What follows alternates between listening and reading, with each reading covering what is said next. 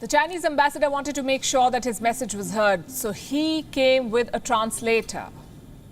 Where does this episode leave India? India has security concerns related to the ship, and these are legitimate concerns. Experts call the Yuan Wong 5 a spy ship, and for good reason. Let me tell you more about the ship first. First of all, what is Yuan Wong? This is a generic name for a fleet of Chinese ships. They have about 7 or 8 of them. And this particular ship, the one that's docked at Sri Lanka's Hambantota port, is ship number 5, hence the name Yuan Wong 5. Now let me tell you what the ship can do. It has a lot of equipment on board, and I have a list.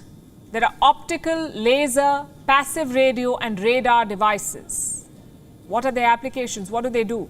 They can monitor 3 kinds of launches: satellite, rocket and intercontinental ballistic missiles. There are distinct military applications of these tools. The Yuan Wong ships can in fact track ballistic missile trajectories. They can monitor satellite and space vehicle launches, and that's what makes these ships a critical part of China's missile and space programs. But these ships can do a lot more than that. They can also gather what's called technical intelligence. What is technical intelligence? In the simplest of terms, it is information that is useful for the Chinese military. It was supposed to be a research ship. Where does the military come in? It is the Chinese military or the PLA that operates these ships. The US Defense Department says these ships belong to the PLA Strategic Support Force. What is the role of this Strategic Support Force? This is a special unit of the Chinese military. It is like a theatre command. It's a central unit for space, cyber, electronic, information, communications and psychological warfare missions of the Chinese military. And all of what I've just said is a matter of record. There is no denying the fact that the Yuan Wong represents the Chinese military. It poses a threat, a challenge to India. This vessel can be used to spy on multiple strategic assets in India. The range of the ship is up to 750 kilometers. 750 kilometers. The Yuan Wong 5 is currently in Hambantota in Sri Lanka. This is the location. Guess which Indian targets fall in the 750-kilometer radius?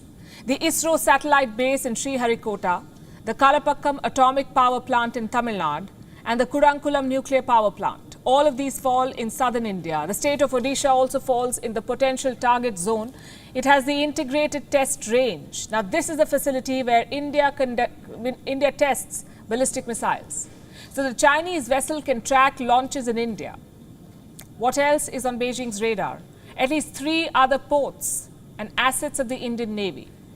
So basically, a lot of Indian assets could be exposed to China. What is New Delhi doing to mitigate or counter this threat?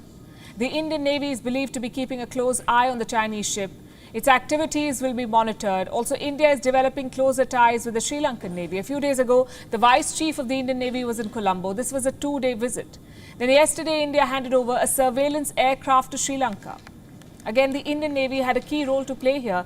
The surveillance aircraft came from the inventory of the Indian Navy.